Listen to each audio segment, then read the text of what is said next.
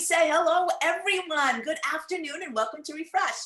As you know, this is our time to connect, be inspired, learn something, and you know what? And ultimately just feel a bit better for this time spent together. And I can tell you with today's guest, we are going to feel great. And it's a tough topic, so there you go. This is yet another week where emotions are running high, uncertainty reigns, and we are doing our darndest best to keep our emotions in check, right? Elections, COVID, climate change, safety, COVID, right? Got our arms around that. We really, as best as we can, want to put our arms around our families and our friends. We want to seek calm and assurances, and we want to know that the world will turn right, and it will. And there's a lot turning right. We just got to see it, right? And we ask, actually, we don't, but we should, who's taking care of me? Who's taking care of us collectively, especially us women? But I know we have a lot of guys that tune in, and you should be asking the same question. Just maybe despite our constant reminders, as we've talked about this, and we continue to do so on Refresh, we have to be really active in our own self-care. It's a fueling grace that enhances and builds our superpowers, right? That enables us to care and calm and look after others. Self-care, a bit of directed grace to ourselves, needs to be repeated. It needs our attention. You know, that old cliche, which actually means a lot, oxygen masks on first, everyone. And I suppose that this October, being Breast Cancer Awareness Month, is an added reminder of the need to take care of ourselves. We are, well, did you know that 1 in 8 US women will develop invasive breast cancer? We all know someone. We've all been touched by many someones, beloved someones who have in some way either conquered this disease or perhaps not. We should think of them now. We really should. Make a note. Send them a note of love. I am sure that's what the Donna Foundation would tell us to do, for their experience and their survivorship, which is inspiring. And now it's thrivership. I love this word about thriving. Like our producer, Sherry Levin, who is thriving in her everyday, a thriver of breast cancer. And our guest today, Donna Deegan. They say 3 times is a charm. Donna's first bout with cancer was 1999. Her ongoing recurrences in 2002 and 2007. She shared it with the world. All of us became part of her story. We stood beside her, behind her. We tried to lift her up as she tried to lift us up. It was remarkable. Her thrivership, which we all benefit from today, resulted in a tremendous resolve to help others who are afflicted through her Donna Foundation, which provides the necessary funds to care for local women living with breast cancer. The impact of it is truly profound. Knowing that we care about each other actually is probably yet one more arrow in our quiver of medications and treatments that make us healthier.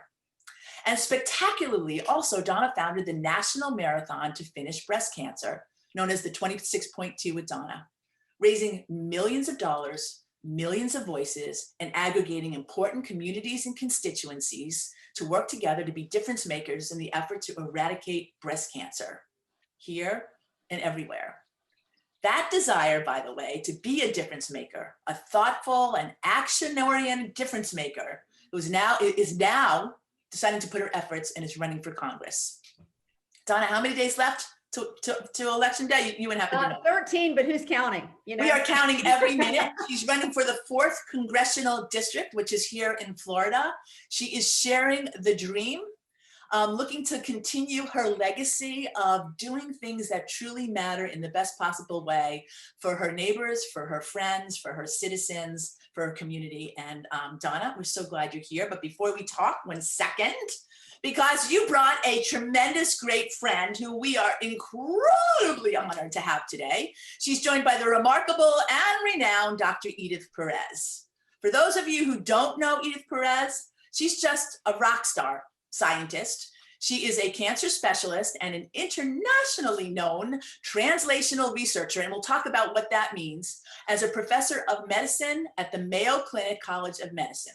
And you know what? We're all in for the Mayo, as everyone knows. She's authored more than 700 research articles. You know what that means? She's done a lot of research, my friends. And it is her groundbreaking work as the principal investigator of one of the landmark trials that paved the way for the 2005 discovery that fundamentally changes how treatment is managed for patients with HER2 positive breast cancer using a combination of Herceptin, which I believe is what she founded, in combination with chemotherapy. Dr. Perez has devoted her time speaking at conferences around the world. So the fact that she has designated today a day to spend here with us at Refresh is truly remarkable. And we thank you, Donna, for both of you being here. And I particularly love that both of them are committed to mentoring young women, bringing along the next generation, and helping us all be better. So with that, that's a pretty long introduction, right? But so worthy. I'm so glad you guys are here. Welcome. So thrilled to be here, Donna. Thank you. And I just want, you know what, let's be totally transparent. Like every week we spend an hour with our guests. We talk about what we're going to talk about. We explore ideas. We push each other. Donna's running for Congress, and Edith is actually, you know, this is really true. And Edith actually is solving for cancer, right? You always say that. What are you going to do for your life? Well, I am going to, right? What am I going to do? I am going to breast cancer. Right. That's right. So, and they're both doing these things. So I said, you know what? We're going to just come on. We're going to do this. We're going to rock it. And we're going to talk about what's happening. So Breast Cancer Month is October. Donna, let's start with you. I know you've told the story a lot, probably a lot on the campaign trail. But I think a lot of our guests may not know about your story and how it has inspired you and how you've inspired us.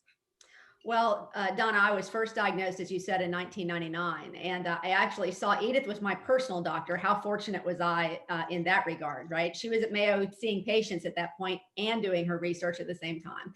And I actually went to Edith as a second opinion. I was with an initial doctor who frankly tired of hearing all my questions. You know me, I'm a reporter. I'm going to ask a million questions, right? And he finally said to me one day, you know, you should go over and talk to that Dr. Edith Perez at Mayo Clinic. People seem to like her. And so that's what I did. And not only did Edith spend hours with me answering every single one of my probably ridiculous questions, but she looked at me in the eye, and for the first time that anybody had said this to me, said, "I want you to know you're not dead from this."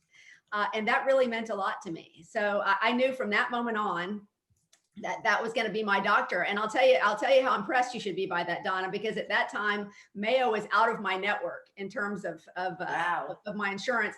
And I didn't care how much I was going to have to pay out of my pocket. That was going to be my doctor. And so I'm so grateful that I had the opportunity. And of course, that blossomed into a beautiful friendship.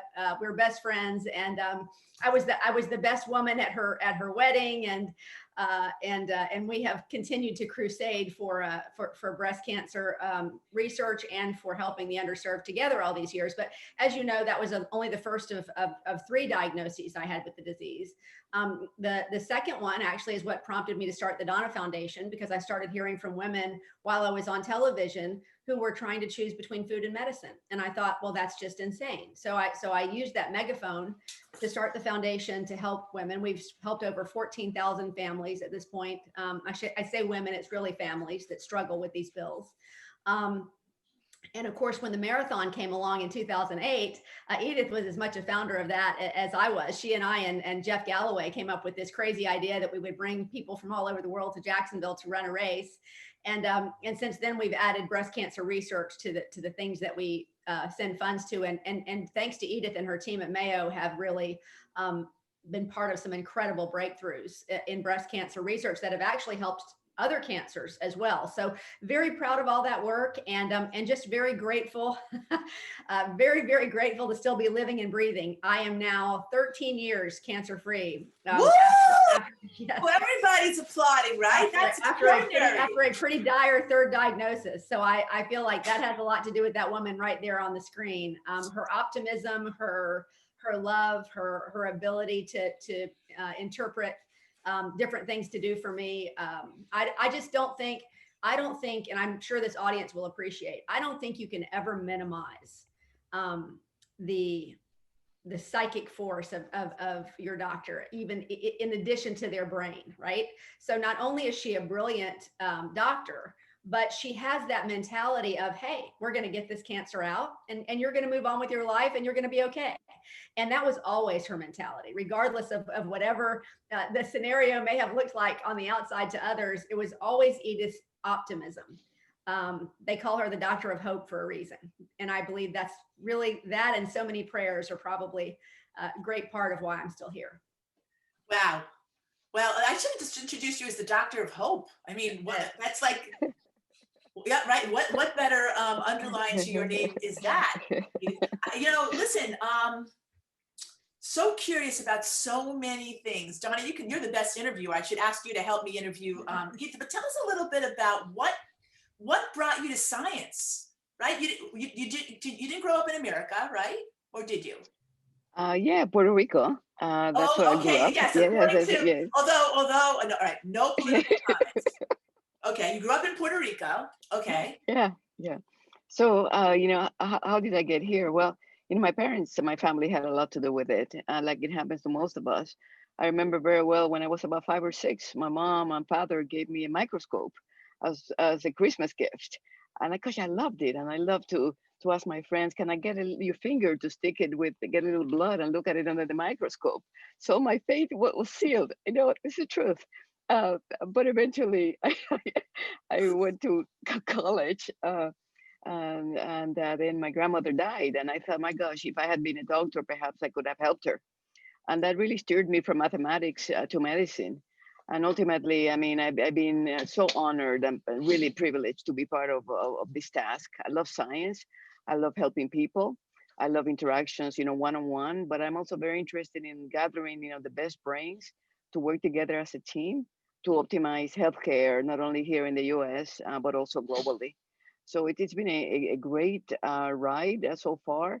And even today, as I came in the clinic this morning, I was reinforced in my notion that this is what I need to continue to do with my life. I saw a patient today as I was walking in. She was alone, a woman maybe about 90 years of age. And no matter how busy I was, I actually stopped, asked her, "Are you doing okay?" Because she had a cup in her hand and she didn't know what to do with it. And I tell you, it really truly reinforced Donna and all of your participants today that we are privileged to be part of the healthcare system and to be able to help others. So my day has been made not only because of that interaction with that woman that I'll never see again. Probably she doesn't know my name, and also being able to share this kind of story with all of you. I mean, and there's more to do. So we're in the path. Right, there is more to do, but listen, I'm going to go with you in this part because I've heard you both talk about this. You said you like to gather great brains, put together teams, and figure out healthcare. Healthcare is almost a trigger word today. How did we get here? And Donna, you talked about, and we're going to talk about and you talked about women choosing between food and medicine, right? So we will talk about that as well. But why is healthcare such a trigger in this country? Donna, why don't you take it?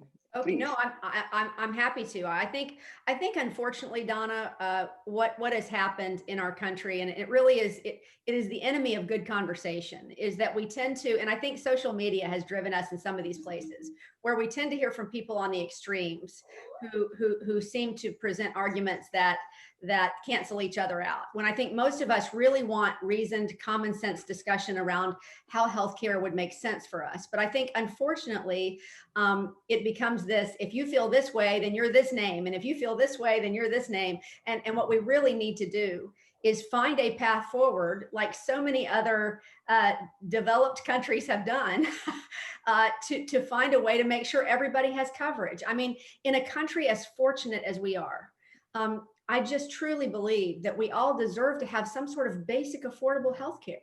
And so I think what we really need to do is, and this is what I've said since the beginning of the campaign, is we need to sort of, take the temperature down. We need to have real conversations with each other about solutions. And what I've said is, look, the Affordable Care Act was a great start to down that path. But we spend a lot of energy trying to dismantle it instead of energy to try to make it better. And that's caused prices to go up. So what I'd like to see us do is create a really high quality public option, that we create some competition. I always say Republicans usually like competition, so that's a good thing. And then add to that some negotiation for drug prices with the drug companies. I believe that is something that would further bring down prices and help us afford our drugs. That's not an extreme position. I think you've got people in both parties that have said, you know what, that might be a good way forward. Unfortunately, I think, like I said, I think that the most heated voices on all sides are the ones that end up getting the most attention. Whereas I think if we just brought all the voices into the room and we sat down and tried to come up with solutions, we could do it. And we need to, because especially given this pandemic, we literally have millions of people who have lost their coverage just during the pandemic. We have more than 8 million people now who have another pre-existing condition. And right now, if we lose the Affordable Care Act, which may in fact happen, we're going to have people with the political will to put something in place that will allow people to be covered, as opposed to going back to the old ways, which would put people in high risk pools and make coverage for pre-existing conditions explode. So maybe Donna, maybe I can add to this a little bit, if I may. Healthcare is just so complicated. Sure. At the same time, the basic tenet is not complicated. The basic tenet is that we need to think about the individual in the context of public health. But what about the individual? Well, education is really very important because healthcare affects all of us.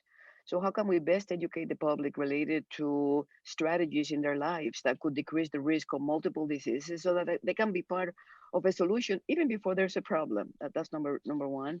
And number two, the solutions to the medical problems are to be solved if we truly work together, because we need the patient in the center, or the person in the center. We need healthcare professionals to be involved. We need academic centers to be part of research studies to improve the care that we provide today. Number four, we need the government to help support research and brings the scientists back into the fold so that we can create a system that is helpful to the individual, but also to the public at large. And the last but not least important is actually the combination of not only non-governmental agencies, but also with biopharma, because biopharma has the resources to develop better strategies for management. And having been part of biopharma, now being part of small, very biotech company right now, Bolt Biotherapeutics, I tell you, the will is there from all of these groups to do better on their own. But gosh, if we eliminate the barriers and the jealousy and the distrust, we can really bring the best to our table to really think about how can we take care of that individual, again, in the context of public health. And it's not Donna, a political issue, it's a human rights issue. Right. I want to pick up on something that Edith said, Donna, because this is a really, really important point. And I think most people are not aware of it. Over the last 20 years, we have continued to defund public health. Public health has to go begging for money from Congress, every few months. And really, it is our first line of defense in a pandemic. It is our most immediate contextual relationship with community. There are so many things that the public health system has to offer. And to all of Edith's most wonderful points, if we would simply invest in public health, it's inexpensive compared to everything else we're talking about, right? And I think we need to focus again on primary care. 70% of people need primary care, and it frankly solves most of their issues.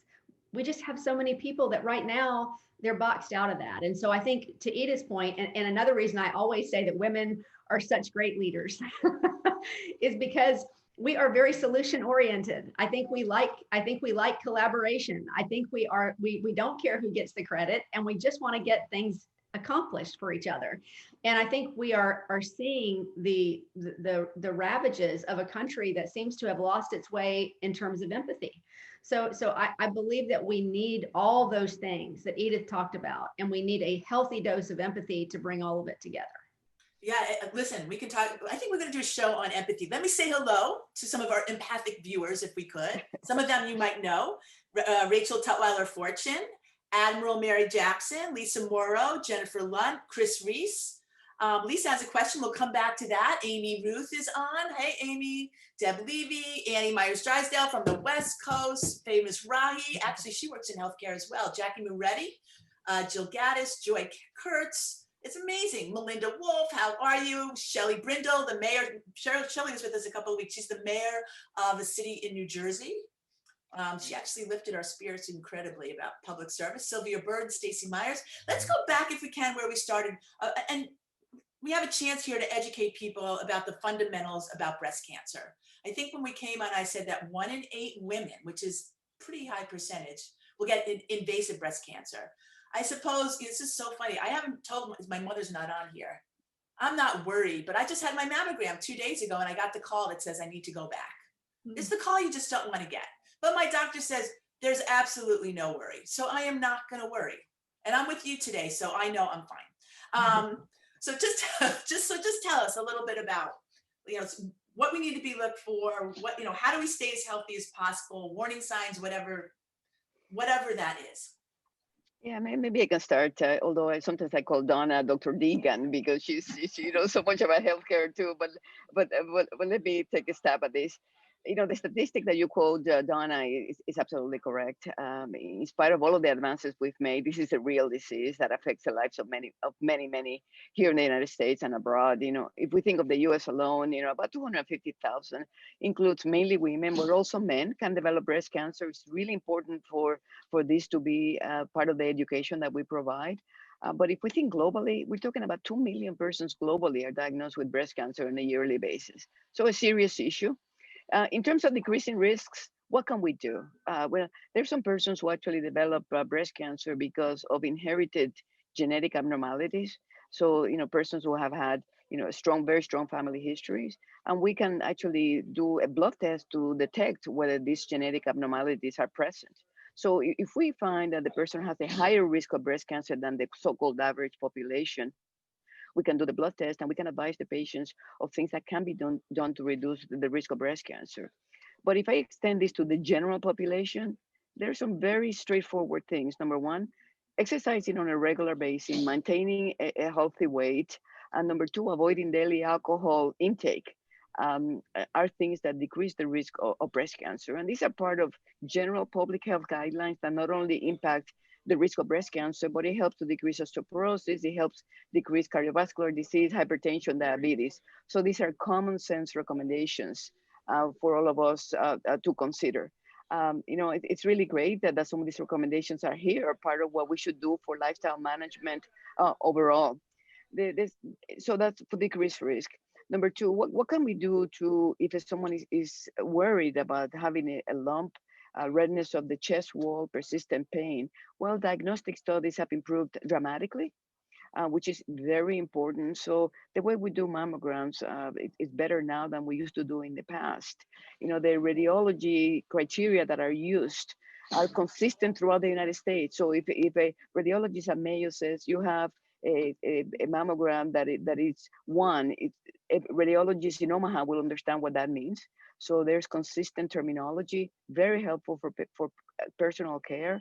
And the other issue is that treatments have completely improved over the years. Not only our ability to evaluate the tumor tissues if breast cancer is present, but also to align therapies based on unique characteristics of the tumor.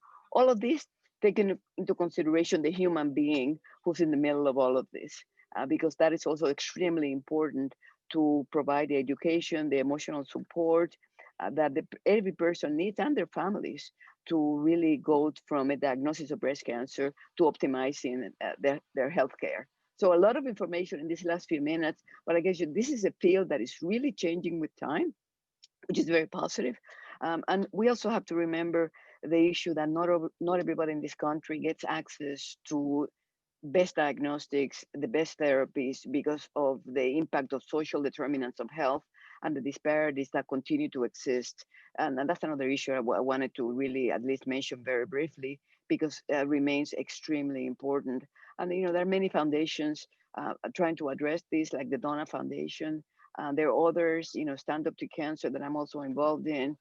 But it's important to realize that we can do a lot of scientific studies, but we need to think again of that individual. What can we do at the local level to help support the care of persons and patients? Right, without a doubt. And I think we have to definitely talk about the health disparities that we see that are happening. Yes. Donna said, in our community, where we have women choosing between food and medicine, right? And we don't think we should be put in that, or your health and your job, right? These are real situations that are happening. And the question is, how do we come together as a community to help change that? Which I think is very important. Before I'm going to do this, I have to do this. There's a shout out to an organization called We Can Row Boston. And I'm hoping they will come into the chat and tell us more about themselves. But these are women who are all breast cancer survivors. And they get together and they row on, is it the very famous river in Boston? What would that be? Okay, so you can tell we're Floridians and that they will tell us. And anyway, so Chris Kosman and Deb Smith have joined us and we're so glad you're with us. Thanks for being with us. Good. Okay, so what can we do? How do we address? Charles River. What is Charles Charles? River, huh? That's exactly right. Yeah, yeah. Charles. Edith Yeah, got it right. Ding, ding, ding, ding, ding. So, well, I'm going to go here. Getting a diagnosis of any kind of cancer, but breast cancer, is terrifying. Like, Donna, what goes through your mind? And then what do you wish you would have had differently? I mean, you chose Edith. I mean, you went right to the perfect spot. Yeah. No, listen, I'm not going to deny that I have been a most fortunate person. There's no question. And to your comment about access, I just want everybody to have that same opportunity to have what I had. But I will tell you that one large element that we really haven't touched much on, but Donna, you've heard me talk about it a lot, is what you're doing for self-care, what you're doing emotionally. And I think that from my first diagnosis to my third, if I could have talked to my earlier self, I would have said, and I would say to you in terms of your own test, worry never gets us anywhere. Fear never brings us what we want. And so I made a very conscious decision after my third diagnosis. It was a rather dire prognosis, I'll be honest. The cancer had traveled to my left lung. And I remember walking out of the Mayo Clinic, grabbing Tim's hand. Edith, unfortunately, was out of town, so I couldn't talk to her. And we said nothing all the way to the car. And we got to the car and sat in silence for a few minutes. And the only thing that I could think of to say when I finally could find words was, you're going to have to help me learn how to live, because I'm not going to live whatever time I have left on this planet in fear. And I made a decision that day. And when I say a decision, it's because it's like anything else. You hear so many people say, I'm going to try to do this. You can't try to do it. You have to make a decision that you're only going to put things in your head that are going to move you forward. And so what I tell people is you have to choose love over fear. And when I say that, that is not saying you ignore the issue. Have you ever heard the term, the only way around is through? Yes. That's really what I'm talking about, is you have to look at where you are, accept the reality of where you are, and say, you know what? Okay. I'm going to face this, and I'm going to get up every day. I'm going to do everything I can to be grateful for that day, to be to serve in that day, to take advantage of the fact that I'm living and breathing, and then we'll go to the next day. But I'm not going to let that fear of what might happen invade me and keep me looking over my shoulder to where I can't enjoy whatever time that I have. And I really do think if you look at the studies on this issue, that I do believe that people's prognosis is affected by their mental state. But beyond that, if you're simply going to enjoy your life, and this is true whether you are facing breast cancer or any other life challenge, make that decision that you have to take time for self-care. That means you put good things in your head instead of fearful things. It means you try to stay off the crazy internet sites as much as you possibly can and listen to your valued sources like your doctor that you really trust. But I found a wonderful book called Love is Letting Go of Fear that I always call a 12-step program for fear addicts. And it basically gives you something to focus on every day that sort of changes that fearful channel in your brain. Things like everything I give is given to myself, or forgiveness is the key to happiness, or I could see peace instead of this. So it allows you to sort of bring your focus back to where you really want to be. And that requires time and effort, but it's so very worth it. And I'll tell you, it has served me well during this political campaign. I was going to ask you, is that a transferable skill? It is. So many people they asked me when I got into this, they said, Donna, you're such an empath. You're that person that feels everybody's pain and all this ugliness, you're just going to get drowned in it. And I said, no, I'm not, because it's not who I am. You only drown in it if you allow yourself to drown in it. So my whole approach is, look, I know why I'm here. I know I want to help people. I know I want to live my best life that I can possibly live in service. And so that's what I'm going to focus on. And so I'm very fortunate to have a spouse that is very much in that vein. So he helps me to stay in that balance when sometimes I tend to let the adrenaline junkie in me out a little bit. But it really is transformational. And I would say, in addition to the eating healthy and to exercising, and to offering your love to other people that are going through this, really that self-care and making that decision to choose love over fear is a huge one, really huge. And something that really was modeled by Edith for me before I ever, picked up a book. That was her natural state. That was not my natural state. My natural state would have been worry about everything all the time, right? So I really had to train my brain in another direction. But I promise all of you who are listening, if you're stressed out about politics, if you're stressed out about your family, if you're stressed out about COVID, you know what? Don't do it. The stress will not get you anywhere. It will be those things that you put in to fortify yourself that will sustain you. Like hearing you speak about this is fortifying me as we sit here, and knowing you're sitting next to Dr. Hope. Now, Dr. Hope, let's think about you. Every day you are, well, I don't know if it's every day that you're in the clinic, but you are dealing with people who have cancer, right? Yeah, And they're terrified and they're scared, and it's difficult. How do you keep your center established for everyone else? Because where does your self-care come from? my self-care comes from family, spouse, having respect for others. And that really makes me happy. And also feeling that I'm using who I am as a leverage for the benefit of others. It may sound almost trite, but that's just the way I live. And I also love to run and walk and look at the leaves as I walk around and enjoy nature and think about positive things to come. I'm also thinking, maybe I can get back to Europe sooner rather than later. Right now, we cannot travel too much, but think about the possibilities of what we can do next. Also, when I think about the specific problem of cancer, I think, what am I doing today to help find continued solutions? Because certainly we found already many solutions that have improved people's lives already, but there's, again, much more that we can do. And that's why I'm, every day I think, okay, I'm honored to be part of the Mayo Clinic family. I'm also honored that I made the decision that biopharma was another strategy that I could have to really expand the work in research to improve access and develop better treatments for patients in the United States as well as globally.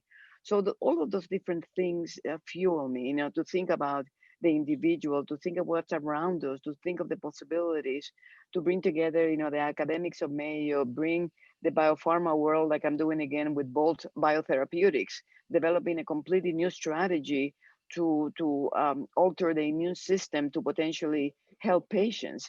I mean, those are so energizing to me that every day, can be, and it's a good one.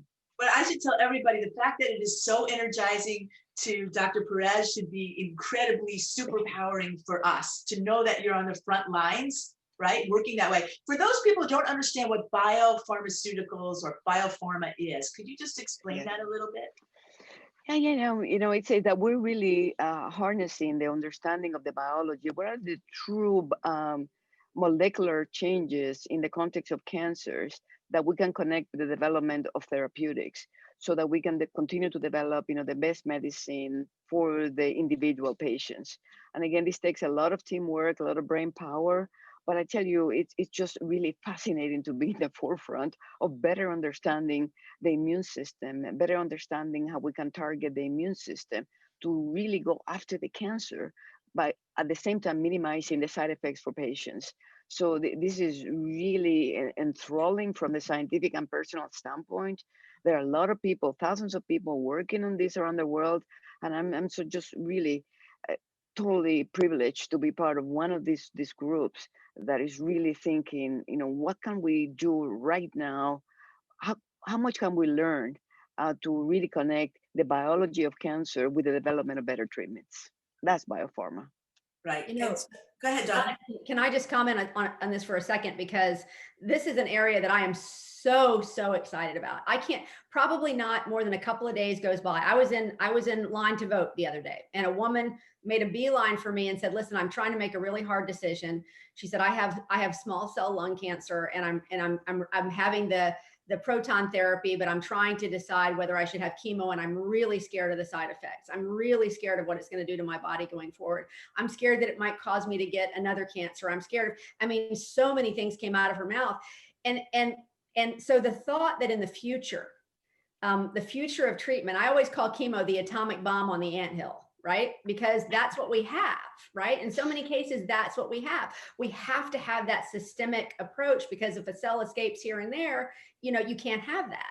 And that's basically what I told her. That's still standard of care right now. But there are, Edith, I know you said to me the other day that you have never seen so many new, innovative, research, projects going on right now that will take us past this point where we are having to poison women in order to save them.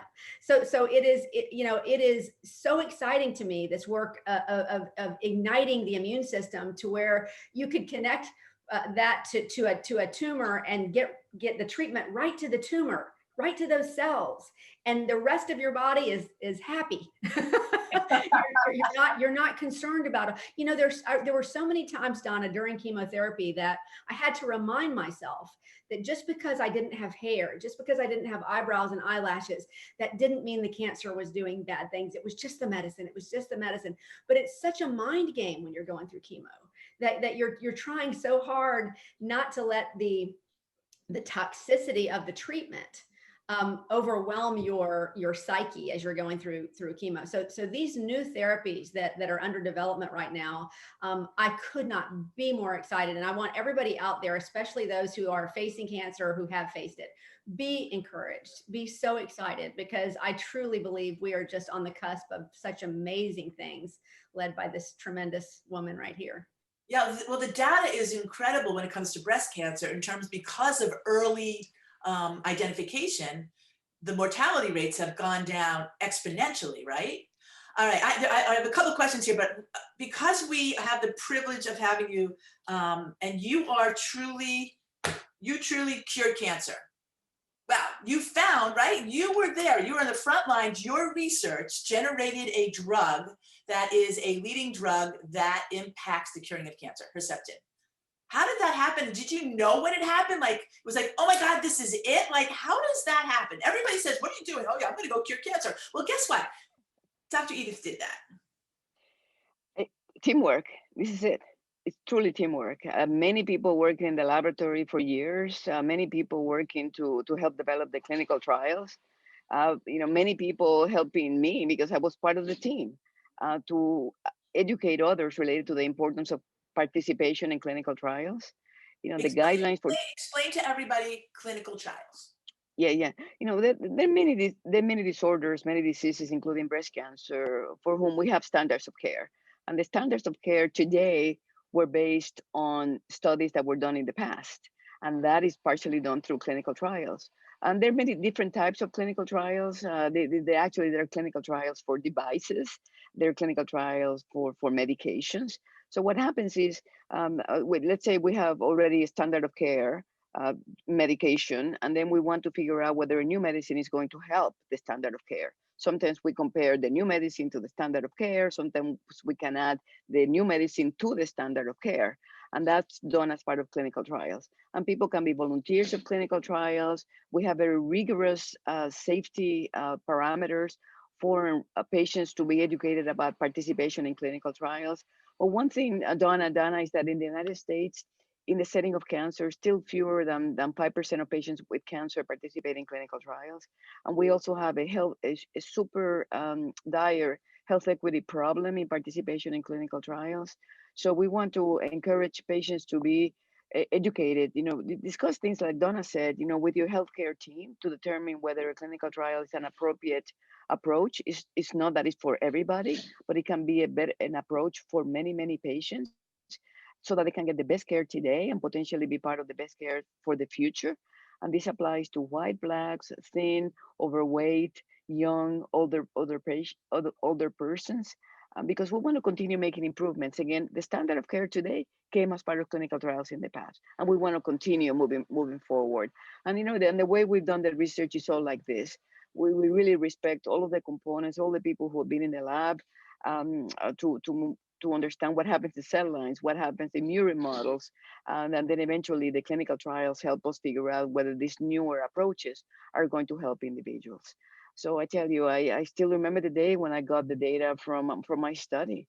I mean, I was elated, and that's really the best world. And then we had to work extremely fast with statisticians, other people, the National Cancer Institute, the companies, because I was involved in this trial with the help of Genentech. Certainly Mayo Clinic was really involved with this. And over the next 6 weeks, we worked on how we're going to divulge the data to the public. 6 weeks only.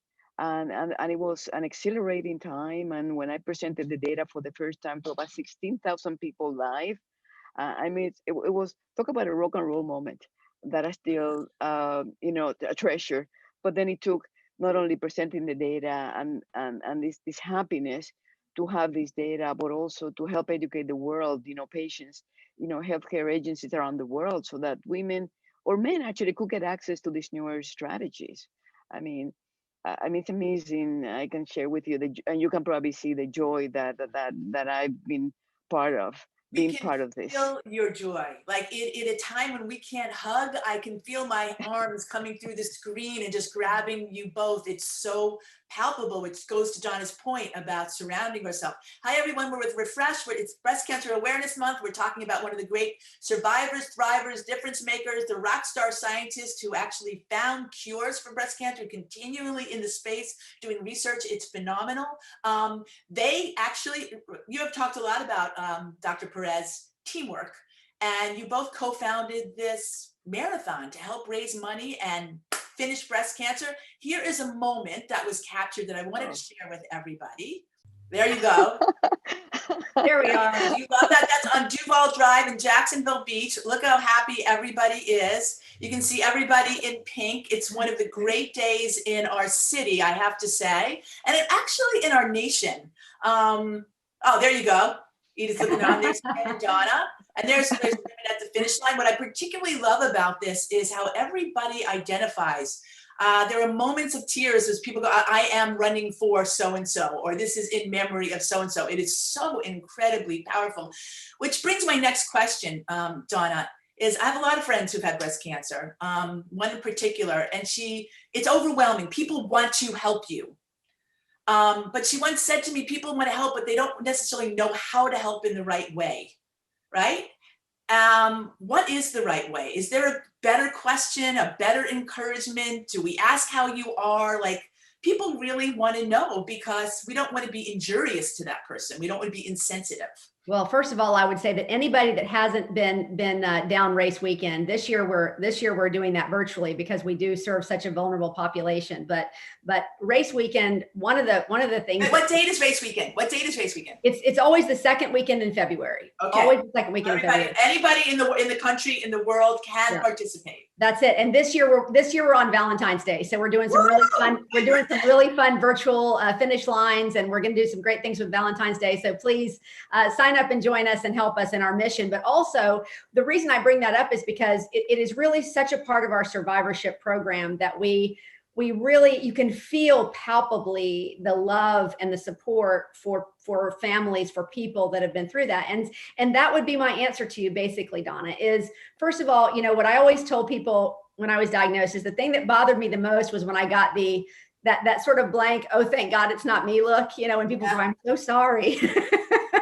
And you go, hang on, don't look at me like that. But the truth is you just mostly want to be treated like you. And the best thing that you can do for somebody is to treat that person like your friend that that you love. Continue to joke with them, continue to include them in things. Don't walk around and tiptoe around things. Offer to help for sure, be present.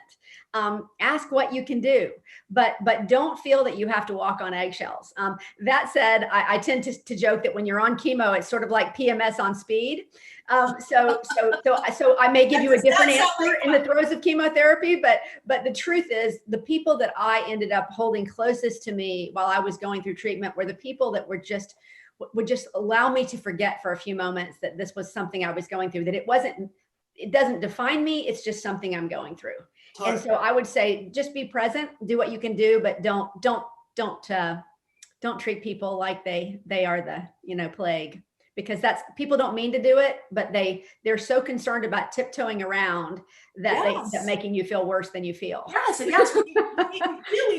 we need guidance. We need guidance for this. Listen, I told you guys we have a special guest who's going to join us. Very much related. Her name is Betsy Nilan. I think she's ready to say hello.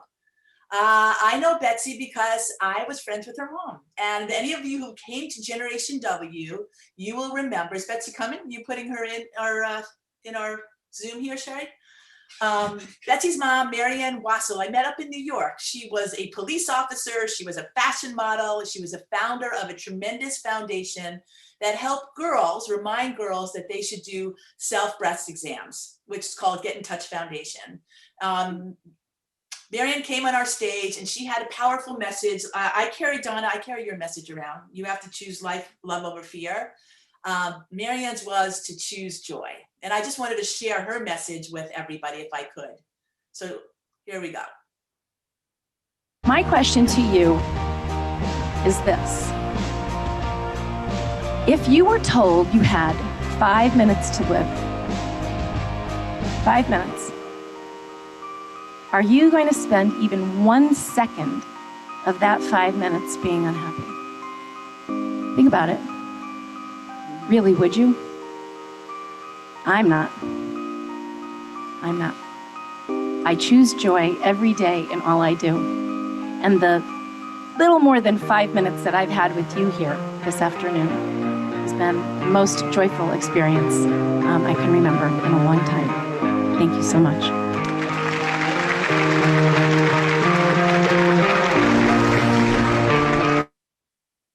Wow. I actually cut out the first part of that. Where's Betsy? Where is she? I'm right here. Can you hear me? Betsy! Remember, I don't think you were there for that, but the first part of it was she told us about I have metastatic breast cancer. I've had it for 12 years. I am not going to live. And if I put that on the front of it, I have tears in my eyes now. She joined us twice, but I will share this. She came, she stays a couple days because of her condition. And she says, I have a dream. I said, tell me, what is your dream? She goes, I want to have an event where I have girls and moms. Remember this, Betsy? Oh, yes. And on the back of a napkin at Ponte Vedra Inn, having whatever the shrimp of the day was, we mapped it out. And within a year, we had that. And sadly, Marianne's cancer did overtake. Her joy remains, including her daughter, Betsy, who now is this president of the Get in Touch Foundation. So tell us a little bit about that, if you would. And you met Donna, and you got to hear Dr. Edith Perez. Hey, oh my gosh. Well, first of all, thank you so much for having me today. So the Get in Touch Foundation is a breast health nonprofit, and we focus specifically on educating everyone on how to do breast self-exam and what are the 8 simple steps. And we do that with this tool, which is our Daisy Wheel. So it walks through the 8 very easy steps on how to do breast self-exam. And we want to make sure that this education is free and accessible for everyone. So we provide it free to schools. And we also launched a free Daisy Wheel app that makes it accessible for everyone. And it's completely free. And it will send you regular reminders on how to do breast self-exam. So that's what we do. Sometimes we get people get confused with us thinking we're a breast cancer organization, but we actually do focus on health. Although our story did stem from my mom's breast cancer diagnosis and seeing that there was a lack of resources educating people on how to do breast self-exam. And that's when she took matters in her own hands and started the Get in Touch Foundation and worked with a team of medical professionals to create our Daisy Wheel. That's pretty awesome. And so how are things going? How are things going now? You Things don't have are, pink hair. She used, by the way, when we first met her, she had pink hair. yes. But I actually think for the next, you're going virtual, but if you're all in, that pink hair is where it's at, right? Yes, I know. And it's washed out. It always happens at the end of October too. It's like I dyed it at the end of September. And then by the time the end of October rolls around, it's washed out and I got to dye it all over again. But see me November 1st, I'll probably have hot pink hair at that point. It's different shades, different progression. I'm a different person all the time.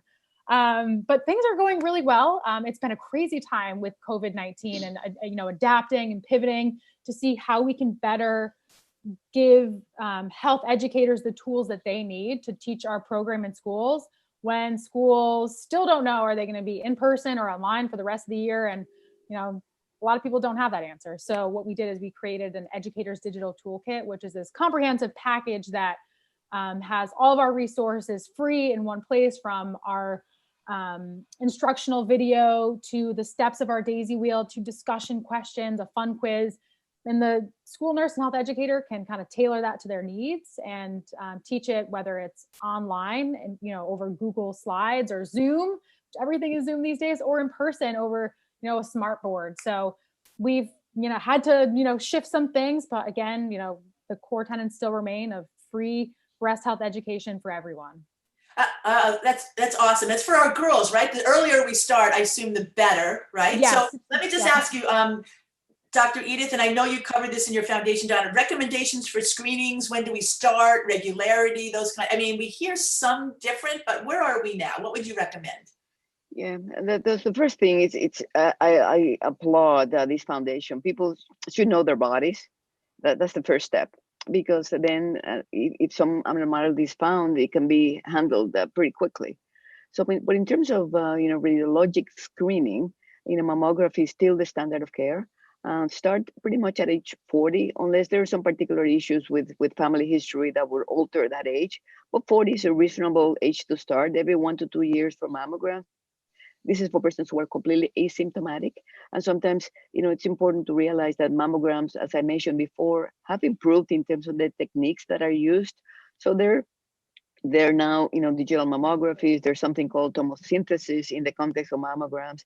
And sometimes we can use ultrasounds to, amplify what we can detect or not detect on mammograms. Well, mammogram is the number one technique that is used. We have others again, and sometimes we do MRIs, but that's in specific situations. Okay, so age 40. Donna, anything else that we should be doing in terms of our ability to detect early, be more healthy? Well, it's one of the reasons that I'm so thrilled that Edith and I were able to start this run, because I think in so many ways, not only mentally, but moving your body is one of those things that really does decrease your risk of cancer. So the more that you can move your body, the better you are. And I would just add that I couldn't agree more on just knowing your body. I just think it's such a simple step, but so important. And mostly as a woman, when something's not right, when something's off. But just check yourself when you're in the shower. Like I'm sure there, as you know, there are certain times a month when it's better, especially if you're a younger woman, to check yourself.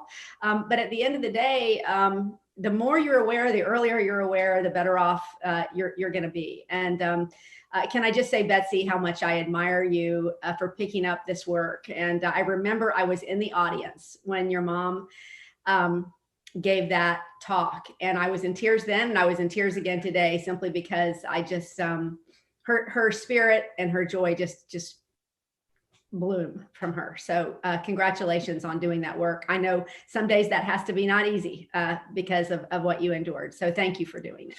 Right, and I should share this because Betsy, everyone everyone's looking at their home spaces. Like, Donna, I see all these cards on your wall. Like, what is that?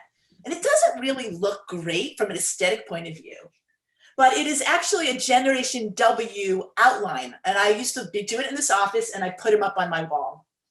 And I didn't want to take it down, actually, because Betsy, you're on the wall. Really? Yeah. What does it say? Betsy Nilan. Betsy Nilan. Oh my God. There's all the different speakers and stuff. And then I have another one that says Marianne Wassel. And I'm like, I just, so it has that kind of sentimental value. You know what I'm saying? Mm-hmm. Anything we can do to help you.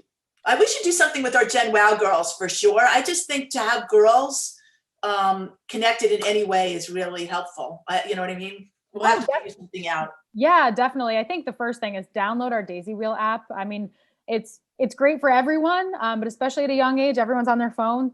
learn how to do breast self-exam, normalize it, know your body, know what's normal and healthy for you, know your baseline. And, downloading the Daisy Wheel app will send you regular reminders so you can do it once a month. And, everyone has busy lives. So getting that reminder, it's pretty great.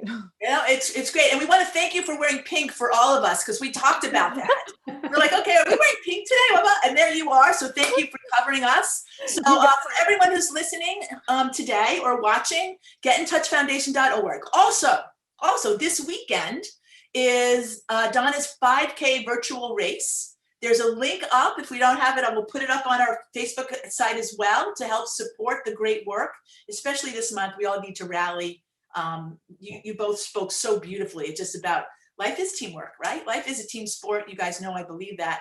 And the tangible results, especially when it comes to self-care and our health, is exponential.